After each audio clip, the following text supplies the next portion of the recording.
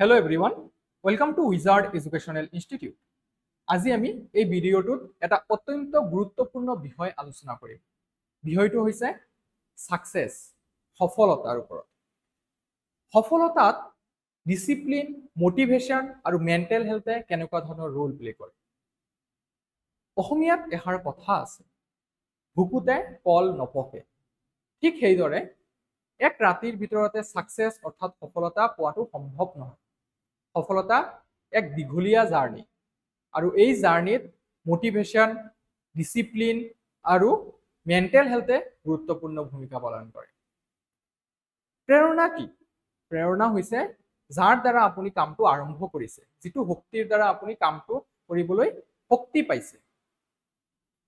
এইটো হৈছে আপোনাৰ চালিকা শক্তি, আপোনাৰ লক্ষ্য, সপোন আৰু উচ্চাকাংক্ষাৰ এক চালিকা শক্তি।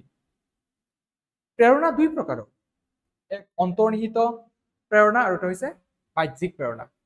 ইণ্টাৰনেল মোটিভেশন যেটো আপোনাৰ মনৰ পৰা আহে, আৰু এটা হৈছে বাহ্যিক প্ৰেৰণা যেটো বাহিৰৰ পুৰস্কাৰ, টকা পইচা, সন্মান ইত্যাদি লাভৰ কাৰণে জন্মে। ধৰক আপুনি এতিয়া প্ৰিপাৰেচন কৰি আছে কম্পিটিটিভ এক্সামৰ কাৰণে। প্ৰথম অৱস্থাত অতি উৎসাহেৰে আৰম্ভ কৰিব, এইটো কি হয়? মোটিভেশন। কিন্তু এই মোটিভেশনটো কি হয়? ক্ষণস্থায়ী হয়। কিছুদিন যোৱাৰ পিছত এই যাত্ৰাটোত ব্যাঘাত জন্মে, আপোনাৰ যেটো কনসিস্টেন্সি আছে সেইটো ৰখি যায়। তেতিয়া কামত আহে ডিসিপ্লিন, অনুশাসন। অনুশাসন কি হয়? যে যিকোনো পৰিস্থিতিতে মই নিজৰ কাম কৰি যাম, এইটো মনোভাৱেৰে আগবাঢ়ি যাম। Whatever happens, I don't care.